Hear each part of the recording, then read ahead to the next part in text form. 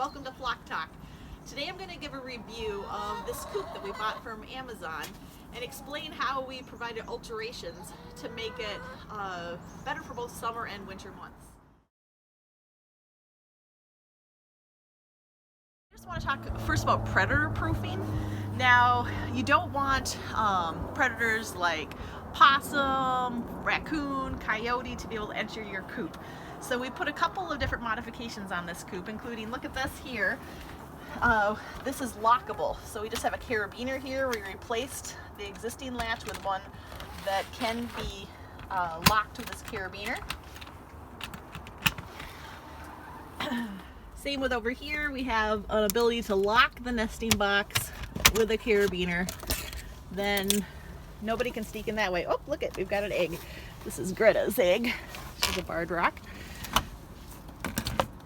Now, also in terms of modifying the coop, this coop comes with a very narrow roosting bar that I think would actually be painful on the feet of chickens. So we replaced them with these 2x4s. And the general rule of thumb is to have 8 inches of roosting bar per chicken. So we have 4 chickens, and you can see we've got, well, it's 16 inches here and 16 inches here. They do often cram themselves, all 4 of them, along this roosting bar here, especially when it's cold, but in the warmer months, they'll spread themselves out along the roosting bars. Another thing that we had to do to modify this coop is to add additional ventilation. You can see across here, we drilled 2 holes, and now again, to keep it predator proof, we had to add that screen. The other thing that we did to keep predators out is to actually put this entire coop onto a frame and add a wire that goes down into the ground.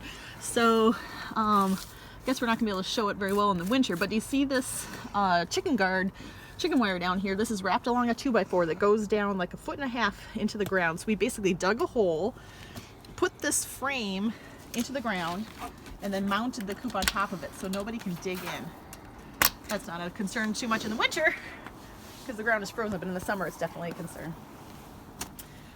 Let's see, is there anything else we did to modify this coop? Well, certainly the heating elements. I talk more about that in winterizing your coop. And oh, here's one thing. So this coop was intended to stay with a locked top. This was supposed to be screwed down with a closed roof. We really wanted to have access to the inside for cleaning, so what I do every morning is, so I've got these hooks here to keep it predator proofed, and I can just unhook those, access this for cleaning, use a kitty litter scoop here, just filter out the droppings, and then when we're done, we can just go ahead and lock it back on. But because this is a independent piece now and not screwed down, we found in the heat this began to warp.